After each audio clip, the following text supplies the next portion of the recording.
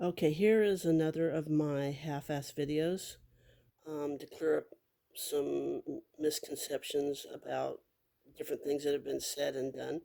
Let's start with, since we were on the subject of Ted, let's start with the day he died. Um, I was ground zero that day. I got a phone call around 2:33 in the morning from a member of Kenny's family stating that Ted had committed suicide.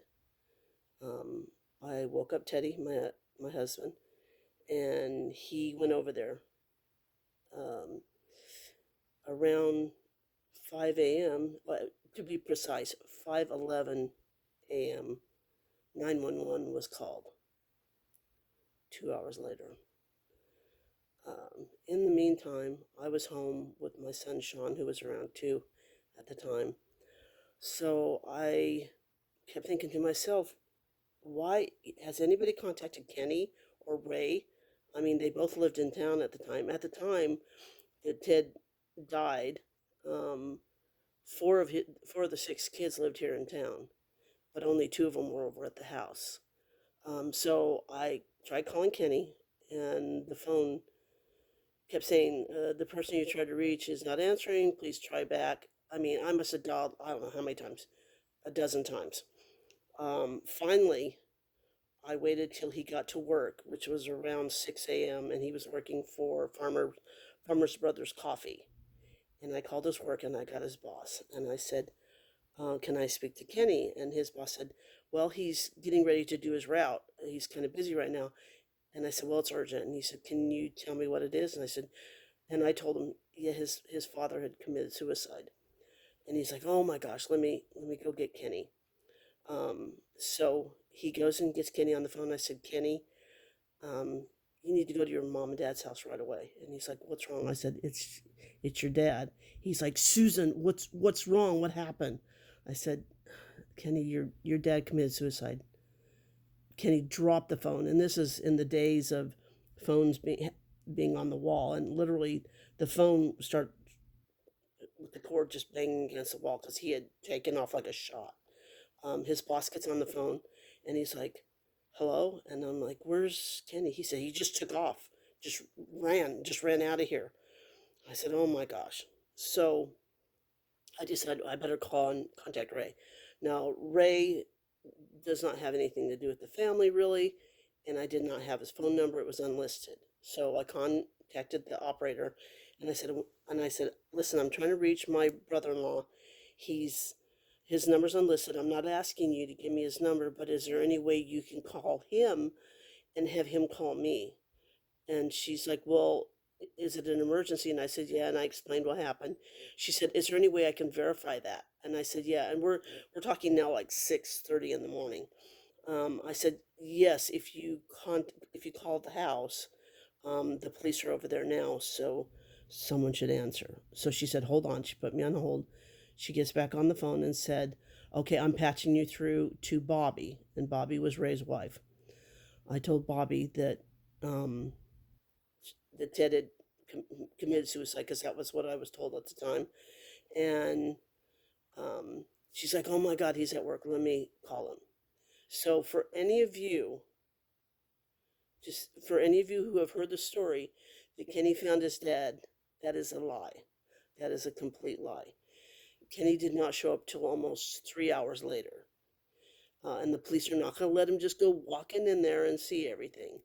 Um, what There was another problem that occurred with this is that um, Shirley, Kenny and Teddy's mom, used to write phone numbers literally on the wallpaper next to the phone.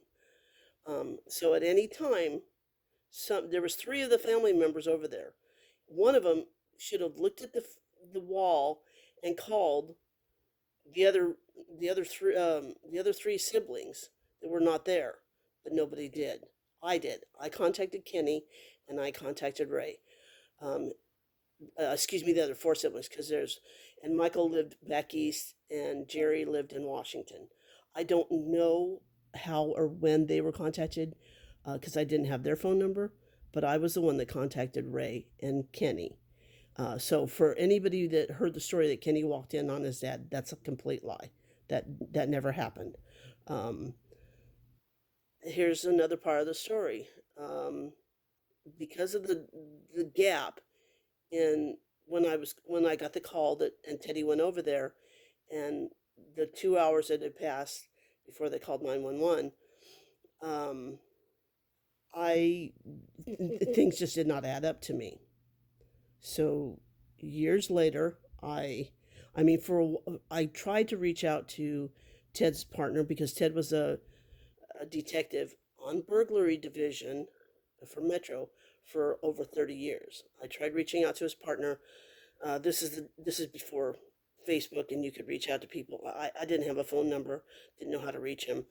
I then reached out to a guy that I went to high school with who was now a cop, Metro cop, and I told him that my feelings that something just didn't add up. I didn't feel like Ted had committed suicide. So he told me, Susan, no, when it's one of our own, we're more thorough. We jump through all the hoops. You're worrying for nothing. I'm like, okay. So I brushed it off. Fast forward to 2020 when my son took his life. I got into a conversation with a family member and I made the comment that isn't it strange how my son had taken his life and so did Ted. And I was told my dad did not commit suicide. My mom admitted to killing him. And I'm like, what? And I'm like, I knew this. I just knew it in my heart, that that had happened. Uh, I was around the time that Ted had taken his life, supposedly. He was having issues at work. He literally fell asleep at his desk at work, so deep of a sleep that they couldn't wake him, and two detectives had to drive him home. Um, I found out years later that he was being drugged, and they were concerned, so they had sent him to Loma Linda, California, to the hospital there to run blood work. And he was supposed to get the results of his blood work on February 9th of 1994, the same day he committed suicide. I reached out to a member of law enforcement and I told him what was said, and he had me contact. Actually, he personally took me to the detective who handled the cold cases for Metro. And I sat down with him, and this detective personally knew Ted because they had worked together for many, many years. And I told him my suspicion, and I told him the conversation and the fact that I had a recording of this conversation. And he told me, he said, we can't use it in court, but he said, email me that. And I'm like, okay. So he began a cold case investigation into Ted's death.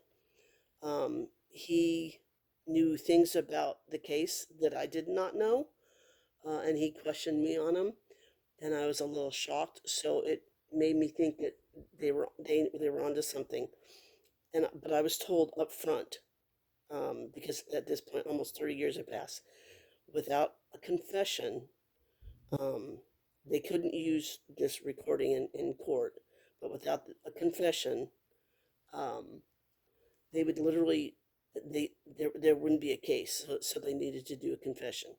The cold case detective contacted every member of the family and interviewed them, and finally at the end contacted Shirley, and she of course did not admit it, but she made the comment to the detective, I don't understand why two of my children think that I killed their father.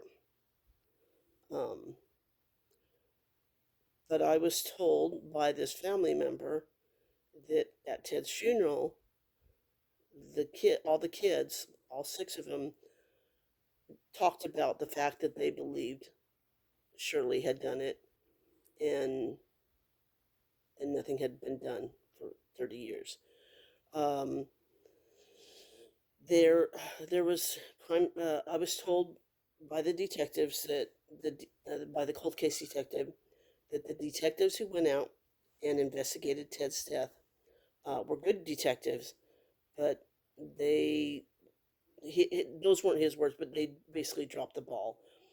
No gunshot residue was ever. Nobody was checked for gunshot residue. Um, there were photos taken, which later in 2021, whenever uh, they, I was told that the pictures from the that day that the death was staged. Uh, I have an email from the detective, and he said he thanked me for my participation in that.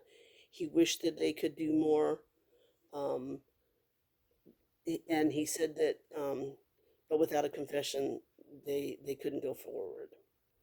He said, if there's any consolation to you, she's not in good health, and she's probably not going to live much longer, anyways. Which about a year and a half later, she did pass on. Um, there's so many questions. First of all, why were the other kids not notified instantly that their dad was gone? I mean, she had the phone numbers were right there, right by the phone with their name. I mean, if I was over at their house right now, I could look at the phone and see the names. Why were the other kids not notified? Um, why did they wait so long to call 911? She's a cop's wife. That should have been her first call. Her first call should not have been to call two of her children and have them come over. Um, and yeah, people will question me and say, "Oh, well, she was upset and blah blah blah." Okay, she was upset, but how long? How long? Besides, does it take a person to pick up the phone and call 911? It should not have taken over almost 2 hours. Um, so, for any of you, I have, like I said, I'm sorry this is half-assed. I have so much more information to share with you. I have to be careful because um, there's lawsuits. As for this picture right here, I'm the only living person in that picture, this left standing. Um, if anything happens to me, well, we'll all know how that went. Um, and so again, I apologize for the half-assed nature of this, but this is just one more little piece of the puzzle that I think the world needs to know.